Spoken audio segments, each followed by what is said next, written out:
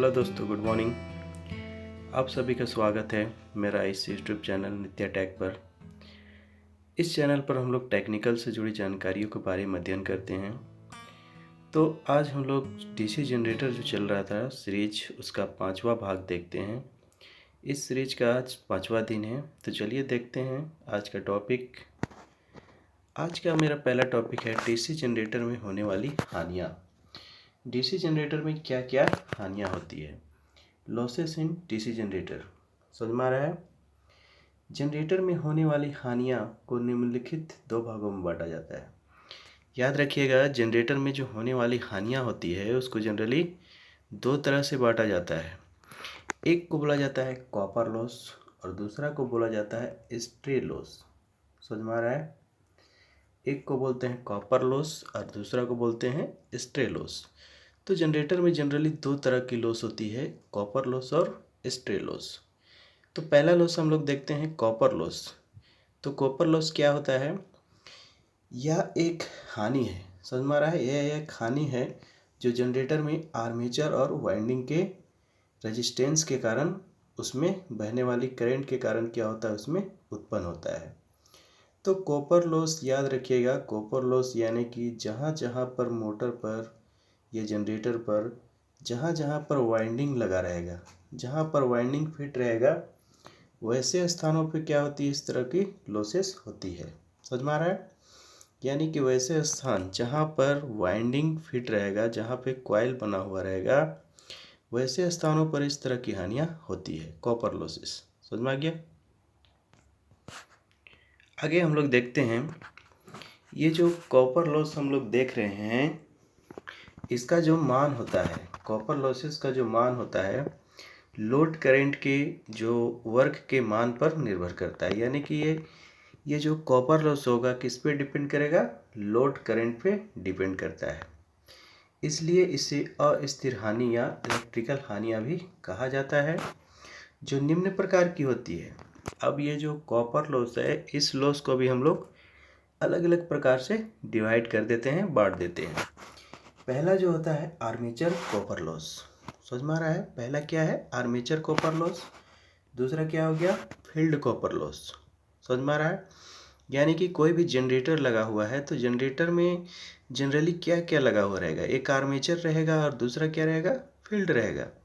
तो आर्मेचर में जो वाइंडिंग किया गया है, जो कॉइल बना हुआ है, उसके कारण जो लॉस होगा उसको हम लोग कौन सा लॉस बोलेंगे? Armature copper loss. और जो फील्ड के कारण यानी कि फील्ड जो बना रहेगा, फील्ड में जो लॉस होगा, फील्ड में जो कॉपर वायर लगा रहेगा या फील्ड में जो वाइंडिंग किया हुआ रहेगा, उसके कारण जो लॉस होगा उसको हम लोग फील्ड कॉपर लॉस कहेंगे। ये फील्ड कॉपर लॉस जो होता है 2 प्रकार की होती है। याद रखिएगा, फील्ड कॉपर लॉस जो होता है 2 प्रकार का होता है। एक को बोला जाता है सीरीज फील्ड कॉपर लॉस और दूसरे को बोला जाता है शंट फील्ड कॉपर लॉस। तो चलिए देखते हैं हम लोग। अतः टोटल कॉपर लॉस क्या हो जाएगा मेरा? आर्मेचर प्लस आर्मेचर में जो होने वाला कॉपर लॉस है और जो फील्ड में होने वाला कॉपर लॉस है, अगर दोनों लॉसेस को हम लोग आपस में जोड़ देंगे तो क्या निकलेगा? हमारा टोटल कॉपर लॉस हो जाएगा। जैसे कि हम लोग जानते हैं, इन सीरीज जनरेटर यानी कि इन सीरीज फील्ड, अगर सीरीज जनरेटर है तो उसमें सीरीज फील्ड बना हुआ रहेगा। तो सीरीज जो फील्ड है उसका हमको क्या करना है? लॉसेस निकालना है। तो हम लोग क्या करेंगे? इसका फार्मूला क्या हो जाएगा? ये फार्मूला जो दिया हुआ है इसको देखते हैं हम लोग। तो आर्मेचर करंट का स्क्वायर और आर्मेचर रेजिस्टेंस दोनों को मल्टीप्लाई करेंगे, प्लस में क्या हो जाएगा? सीरीज फील्ड का करंट का स्क्वायर और सीरीज फील्ड का रेजिस्टेंस को मल्टीप्लाई करेंगे, और दोनों को जब आप लोग आपस में जोड़ देंगे तो क्या निकल जाएगा? टोटल सीरीज फील्ड का लॉसेस निकल जाएगा। उसी तरह से हम लोग शंट फील्ड का निकालेंगे। तो शंट फील्ड का क्या हो जाएगा? आर्मेचर करंट का स्क्वायर और आर्मेचर रेजिस्टेंस प्लस क्या हो जाएगा?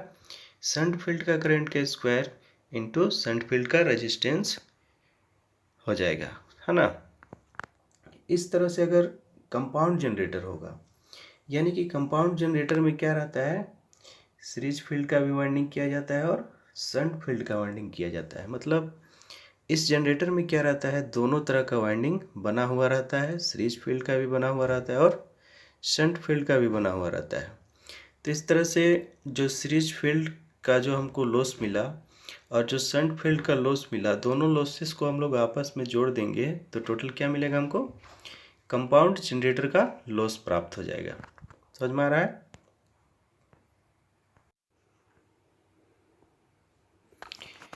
तो इस तरह से हमारा टोटल जो कंपाउंड जनरेटर था उसका लॉस हमको ये प्राप्त हुआ, है ना। ये तो कॉपर लॉस हो गया। अब हम लोग अगला देखते हैं स्ट्रे लॉस।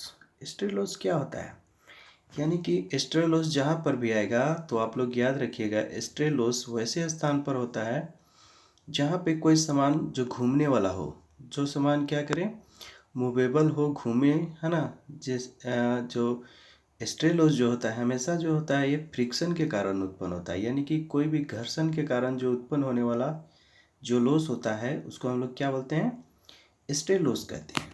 समझ में आ रहा है? यह हानि यानी कि स्ट्रे लॉस, है ना, यह हानि जनरेटर में मशीन की कोर और जनरेटर के घूमने वाले भाग में क्या होती है, पैदा होती है।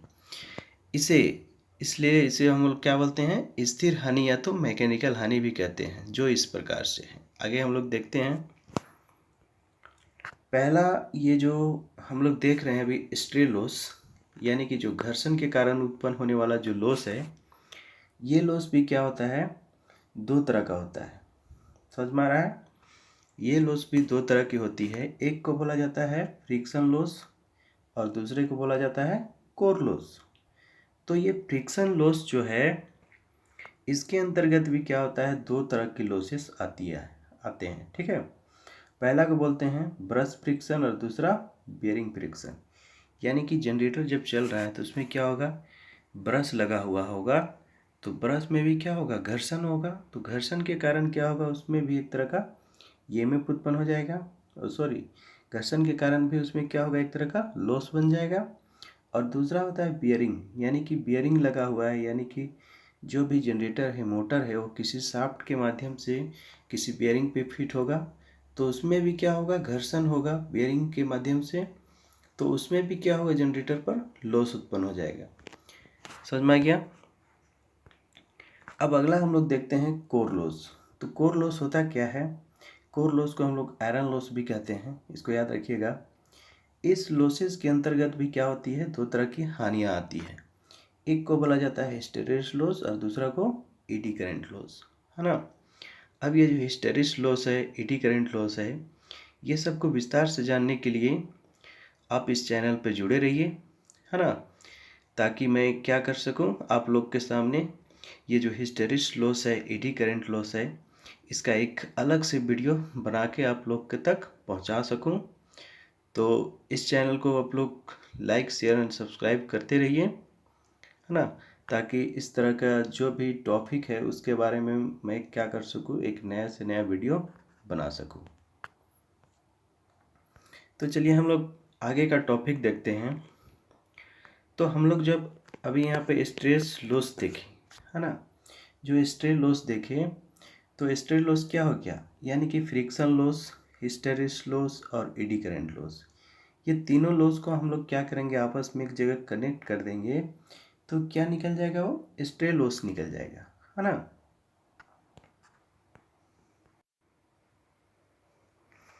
अब आगे हम लोग देखते हैं जनरेटर में होने वाली कुल हानि, यानी कि टोटल हानि।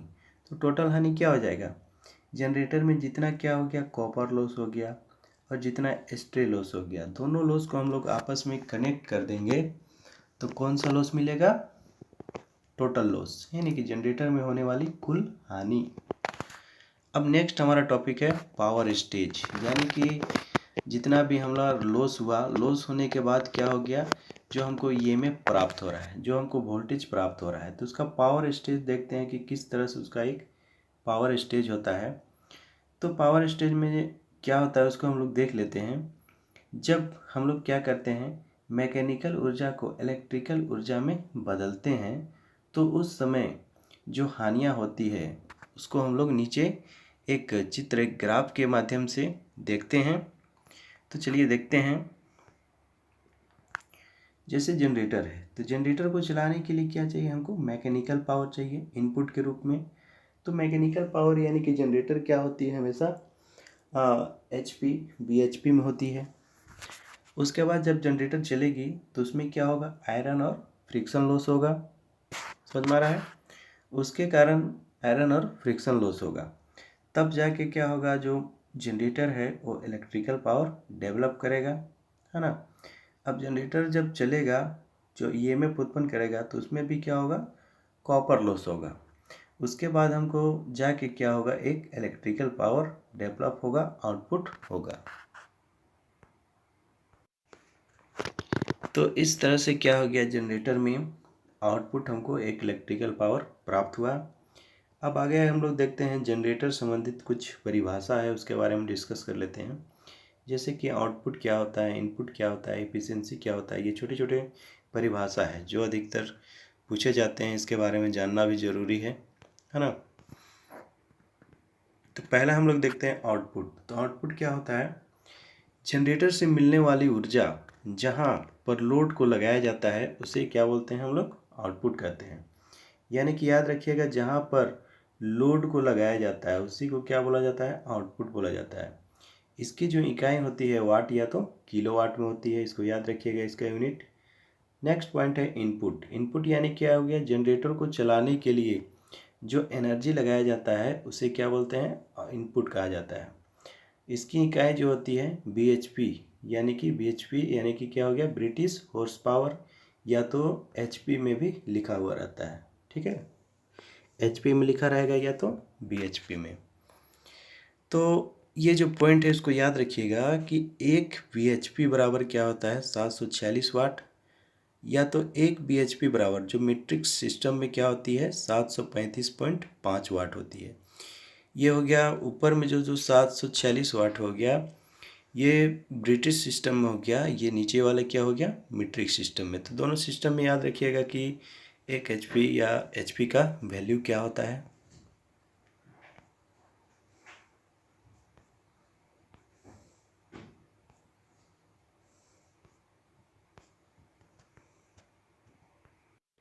उसके बाद आगे हम लोग देखते हैं इफिशिएंसी।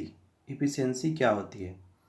तो इफिशिएंसी याद रखिएगा, इससे पहले जो हम लोग इनपुट आउटपुट पढ़े, तो आउटपुट और इनपुट का जो अनुपात होता है उसी को क्या बोला जाता है? इफिशिएंसी कहा जाता है।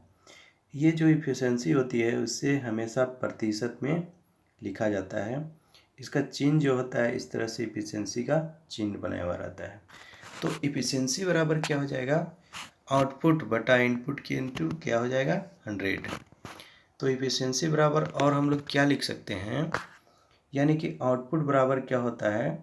कोई भी जनरेटर का आउटपुट बराबर, या कोई भी जनरेटर का जो इनपुट हो गया, जो इनपुट हम लोग सप्लाई दे रहे हैं, तो कोई भी जनरेटर का इनपुट बराबर क्या हो जाता है? Output plus losses. यानी कि जनरेटर से कितना आउटपुट हुआ और कितना हमको क्या मिल रहा है? उससे लॉस हो रहा है, इनटू क्या करेंगे? 100। हमेशा ये क्या रहता है?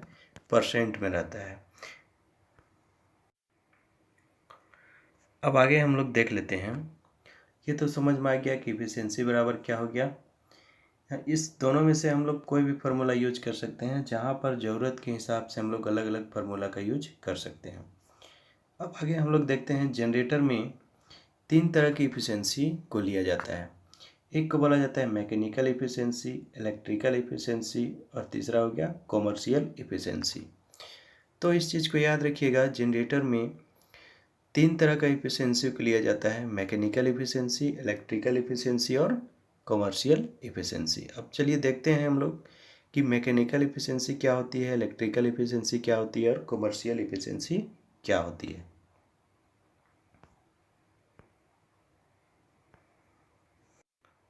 तो चलिए आगे हम लोग देखते हैं मैकेनिकल इफिशिएंसी। यानी कि मैकेनिकल इफिशिएंसी क्या होगा? यदि हम लोग क्या करेंगे, केवल मैकेनिकल जनरेटर में जो मैकेनिकल हानि हो रहा है उस हानि को अगर केवल ले तो वो कौन सा इफिशिएंसी हो जाएगा? मैकेनिकल इफिशिएंसी कहलाएगा। इसका चिन्ह क्या हो जाएगा? इफिशिएंसी का सिंबल बना के हम लोग नीचे क्या लिखेंगे? M।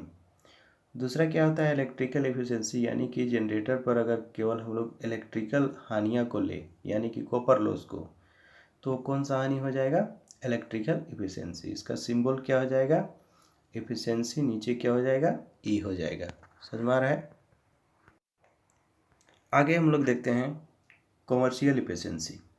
तो इससे पहले जो हम लोग इलेक्ट्रिकल इफिशियंसी देखें, मैकेनिकल इफिशियंसी देखें, तो अगर किसी जनरेटर में हम लोग क्या करें, दोनों तरह की हानियाँ को ले लिया जाए, यानी कि मैकेनिकल लॉस को भी और इलेक्ट्रिकल लॉस को भी, दोनों लॉस को ले लेंगे तो क्या निकल जाएगा, हमारा कॉमर्शियल इफिशियंसी निकल जाएगा, या उसको कॉमर्शियल इफिशियंसी कहते हैं। इसका चिन्ह क्या होता है, इफिशियंसी, नीचे क्या लिखा हुआ रहेगा, सी। समझ में आ गया। चलिए अब हमारे सामने एक क्वेश्चन है, तो उस क्वेश्चन को हम लोग सॉल्व करते हैं। इस क्वेश्चन में क्या बोल रहा है, चित्र में दिखाए गए शंट जनरेटर की ईएमएफ, कॉपर लॉस और इफिशियंसी ज्ञात करें। तो जैसे जनरेटर में एक फिगर बना हुआ है, इस फिगर में ये शंट फील्ड लगा हुआ है, उसका रेजिस्टेंस कितना है, 50 ओम का। आर्मेचर जो लगा हुआ है उसका रेजिस्टेंस कितना है, 0.02 ओम। और इसमें आउटपुट पावर कितना हो रहा है, 20 किलोवाट का, और उसका वोल्ट कितना है, 200 वोल्ट का। तो चलिए इसको हम लोग सॉल्व करते हैं। तो सबसे पहले हमको क्या करना होगा, इस जनरेटर का लोड करंट निकाल लेना होगा। तो लोड करंट क्या हो जाएगा, यानी कि जनरेटर में कितना उसका वाटेज दिया हुआ है, कितना उसका वोल्ट है। तो हम लोग देखते हैं जनरेटर का आउटपुट कितना है, 20 किलोवाट का है। तो किलोवाट को हम लोग क्या करेंगे, वाट में चेंज करेंगे, तो 1000 से मल्टीप्लिकेशन कर देंगे, गुना कर देंगे, तो क्या निकल जाएगा हमारा, वाट में, है ना। और वोल्टेज कितना दिया हुआ है, 200 वोल्ट। तो इस तरह से इसको जब हम लोग सॉल्व करेंगे तो कितना आ जाएगा, टोटल 100 एम्पियर हमको प्राप्त होगा। अब आगे हम लोग क्या निकालेंगे, शंट फील्ड का करंट, कि शंट फील्ड में जो वाइंडिंग किया गया है, यानी कि जनरेटर का जो शंट फील्ड है उसमें करंट का मात्रा कितना होगा। तो इसके लिए हम लोग करंट आई बराबर हम लोग जानते हैं कि क्या होता है, V बटा R होती है। समझ में आ रहा है। तो उसी तरह से हम लोग के पास अभी क्या है, शंट जनरेटर है। तो शंट जनरेटर का करंट निकालने के लिए हम लोग क्या करेंगे, उस जनरेटर का आउटपुट जो वोल्टेज है और उसका जो शंट जनरेटर का जो रेजिस्टेंस है, दोनों को आपस में डिवाइड करेंगे तो क्या निकल जाएगा, उसका करंट। तो वोल्टेज हो गया 200 और उसका रेजिस्टेंस कितना हो गया, 50 ओम का। तो डिवाइड किए तो कितना आ गया, 4 एम्पियर। यानी कि शंट फील्ड का करंट कितना प्राप्त हुआ मेरे पास, 4 एम्पियर।